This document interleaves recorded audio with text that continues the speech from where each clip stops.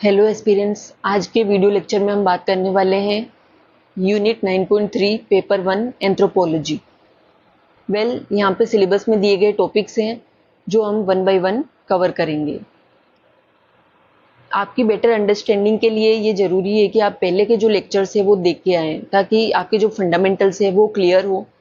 आपको कुछ बेसिक जो टर्मिनोलॉजीज होती है, जैसे कि डोमिनेंट अलील क्या होता है, रिसेसिव अलील क्या होता है, जीन और अलील में क्या डिफरेंस होता है, अगर आपको ये बेसिक्स क्लियर नहीं है तो फिर आपको ये लेक्चर कम समझ में आएगा। आज का हमारा क्वेश्चन है, क्या इनब्रीडिंग हार्मफुल है? तो सबसे पहले तो हम ये देख लेते हैं कि इनब्रीडिंग क्या होती है। क्लोजली रिलेटेड इंडिविजुअल्स के बीच मेटिंग की वजह से अगर बच्चे प्रोड्यूस होते हैं तो उसको हम कहते हैं इनब्रीडिंग।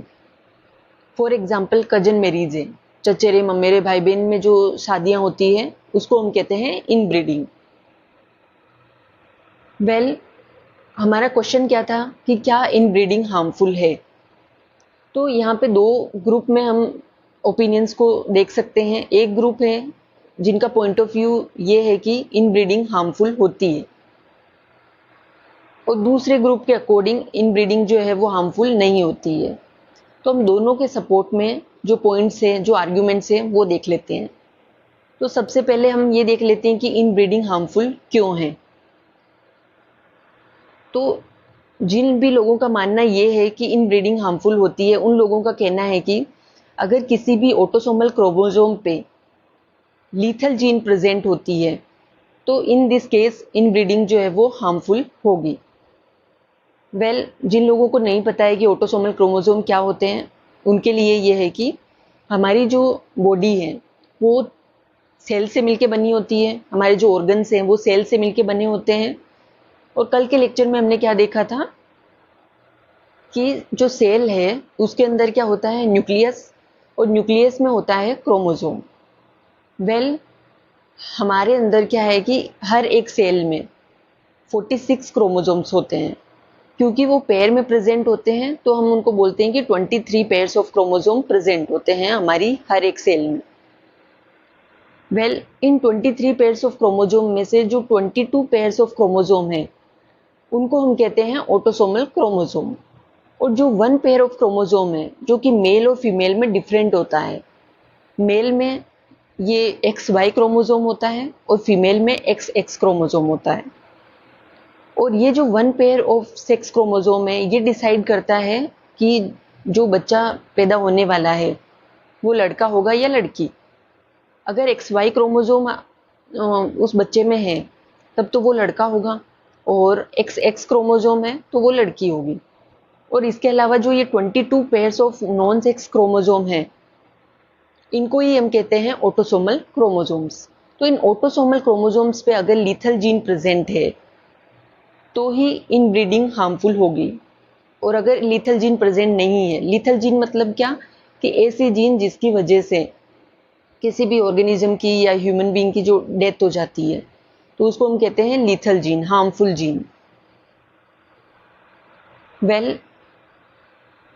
इनब्रीडिंग जो है वो हार्मफुल होती है, इसके सपोर्ट में कुछ और आर्ग्यूमेंट्स हैं। जैसे कि ऐसा बताया जाता है कि जो क्लोज रिलेटिव्स हैं उन क्लोज रिलेटिव्स में, जैसे कि कजन हो गए या फिर जो भी चचेरे ममेरे भाई बहन हैं, उनमें बहुत सारी जीन्स जो है वो कॉमन होती है।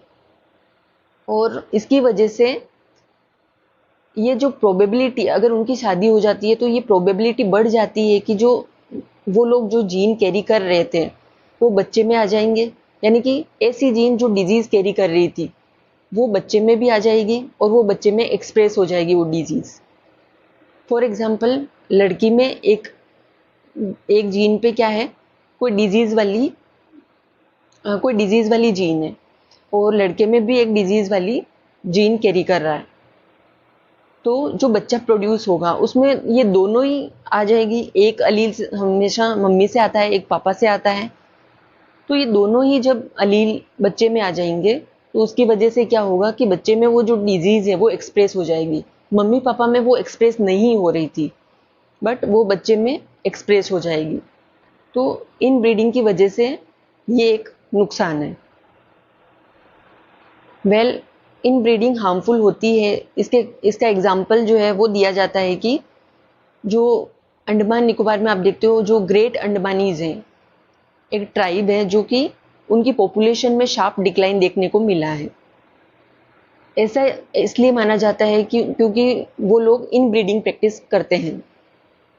तो ऐसा माना जाता है कि इन दोनों चीज़ों को लिंक कर दिया है कि इन ब्रीडिंग की वजह से ग्रेट अंडमानीज की जो पॉपुलेशन है वो कम हो गई है। वेल, जो दूसरे पॉइंट ऑफ व्यू रखने वाले जो लोग हैं वो कहते हैं कि हो सकता है कि उसके अलग रीजन्स हो। वेल, और क्या क्या पॉइंट्स हैं जो कि ये बताते हैं कि इन ब्रीडिंग हार्मफुल होती है। इन ब्रीडिंग की वजह से होमोजाइगोसिटी जो है वो बढ़ जाती है। होमोजाइगोसिटी हमने कल के लेक्चर में देखा था कि होमोजाइगस क्या होते हैं, आइडेंटिकल अलील्स, सेम तरीके के दिखने वाले अलील्स को हम क्या कहते हैं, होमोजाइगस अलील्स। जैसे कि स्मॉल है, दोनों एक तरीके के अलील हैं, इनको हम कह देंगे होमोजाइगस अलील। तो इन ब्रीडिंग में क्या होता है, होमोजाइगोसिटी बढ़ जाती है और जो जीनोटिपिक वेरिएबिलिटी है वो कम हो जाती है। दैट मीन्स, क्योंकि हमने अभी पिछली स्लाइड में क्या देखा था कि जो क्लोज रिलेटिव्स होते हैं, इन ब्रीडिंग में हम क्लोज रिलेटिव्स की बात कर रहे हैं। तो जो क्लोज रिलेटिव्स होते हैं उनमें क्या होता है कि जो जीन है वो सेम ही तरीके की होती है, बहुत ज़्यादा डिफरेंस आपको दिखेगा नहीं। तो इस वजह से जो जेनेटिक लेवल पे आपको वेरिएबिलिटी इतनी देखने को नहीं मिलेगी। और हमें पता है कि जहाँ पे जेनेटिक डाइवर्सिटी ज़्यादा होती है, जीन के लेवल पे जहाँ पे डाइवर्सिटी ज़्यादा होती है, उस स्पीसीज के सर्वाइवल के चांसेस बढ़ जाते हैं। लेकिन क्योंकि इन ब्रीडिंग में हमें जेनेटिक लेवल पे वो डाइवर्सिटी देखने को नहीं मिलती है, इसलिए माना जाता है कि इन ब्रीडिंग वाली पॉपुलेशन के सर्वाइवल के जो चांसेस हैं वो कम हो जाते हैं। वेल, और जो भी पॉपुलेशन इन ब्रीडिंग प्रैक्टिस करती है उसमें आप देख पाते हो कि जो जेनेटिक डिसऑर्डर्स हैं वो हमें ज़्यादा दिखाई देते हैं। For example haemophilia, cystic fibrosis, Tay Sachs disease, तो ये आपको ज़्यादा देखने को मिलेगी। वेल, अब जो दूसरा ग्रुप है जो मानता है कि इन ब्रीडिंग हार्मफुल नहीं है, तो उन्होंने भी अपने कुछ आर्ग्यूमेंट्स रखे हैं, उनको भी हम वन बाय वन देख लेते हैं। वेल, उनका मानना ये है कि अगर कोई एक पॉपुलेशन जो है वो 100 ऑफ ईयर्स से, हजारों सालों से अगर वहाँ पे प्रैक्टिस हो रही है इन ब्रीडिंग, तो क्या होता है, धीरे धीरे जो ये लीथल जीन है वो या तो कम हो जाती है या फिर एलिमिनेट हो जाती है। दैट मीन्स, जिसकी वजह से एक ग्रुप बोल रहा था कि इन ब्रीडिंग हार्मफुल है, दूसरा ग्रुप बोल रहा है कि जहाँ पे इन ब्रीडिंग सालों से प्रैक्टिस होती आ रही है वहाँ पे ये जो हार्मफुल जीन है वो या तो कम हो जाएगी या फिर एलिमिनेट हो जाएगी।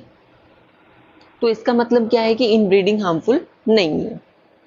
वेल, उनका आर्ग्यूमेंट और ये है कि हार्मफुल जो जीन है वो कभी कभी बेनिफिशियल भी होती है। For example sickle cell anaemia, इस डिजीज के बारे में हमने पहले भी पढ़ा था। सिकल सेल एनीमिया में क्या होता है कि जो आरबीसीज हैं उनका जो शेप है वो चेंज हो जाता है। जैसे आरबीसी जो है वो जनरली आपको गोल दिखाई देती है, लेकिन सिकल सेल एनीमिया में क्या होता है कि आरबीसी की जो शेप है वो क्रिसेंट हो जाती है, यानी कि अर्धचंद्राकार हो जाती है। और ये जो आरबीसीज है वो स्टिकी हो जाती है। और आरबीसीज का फंक्शन क्या होता है कि आरबीसीज के अंदर यानी रेड ब्लड सेल्स, इन आरबीसीज में हीमोग्लोबिन होता है और ये जो हीमोग्लोबिन है वो ऑक्सीजन कैरी करता है। तो क्योंकि अब ये जो शेप चेंज हो गई है तो हमारी ब्लड वेसल्स को ये क्या कर देगी, ब्लॉक कर देगी, क्योंकि ये स्टिकी हो गई है, ये चिपचिपी हो गई है और इनकी जो शेप है वो भी चेंज हो गई है। तो ये हमारी ब्लड वेसल्स को क्या कर देगी, ब्लॉक कर देगी। और इसकी वजह से जिस भी इंसान में सिकल सेल एनीमिया होता है उसमें, क्योंकि ऑफ कोर्स ऑक्सीजन की तो कमी हो ही जाएगी, तो उसको फटीग और क्रोनिक एनीमिया जैसे सिम्टम्स उसमें देखने को मिलेंगे।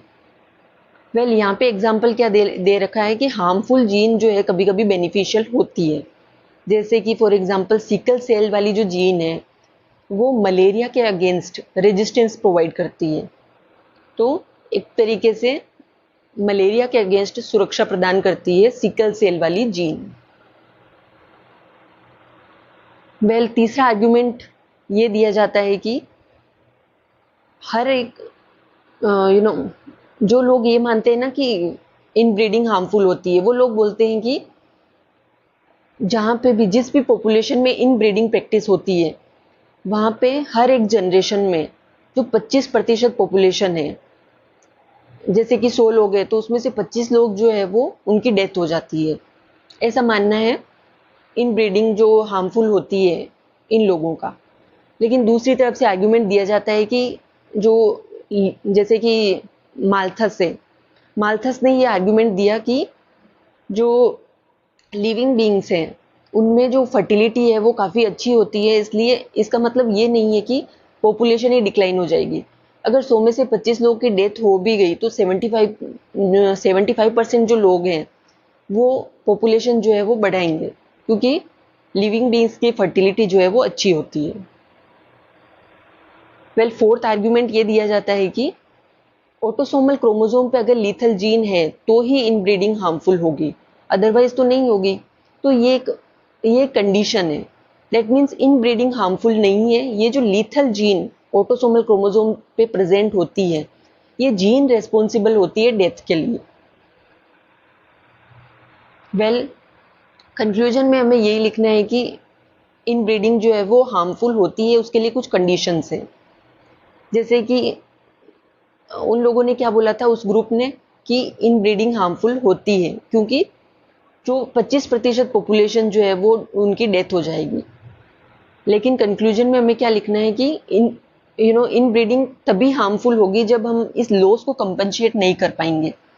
यानी कि जो ये 75% पॉपुलेशन बची हुई है, अगर इनकी फर्टिलिटी बहुत ही ज़्यादा कम हो जाती है तो इन दिस केस पॉपुलेशन में डिक्लाइन देखने को मिलेगा। अदरवाइज अगर फर्टिलिटी अच्छी है तो उस केस में तो फिर पॉपुलेशन में डिक्लाइन देखने को मिलेगा नहीं।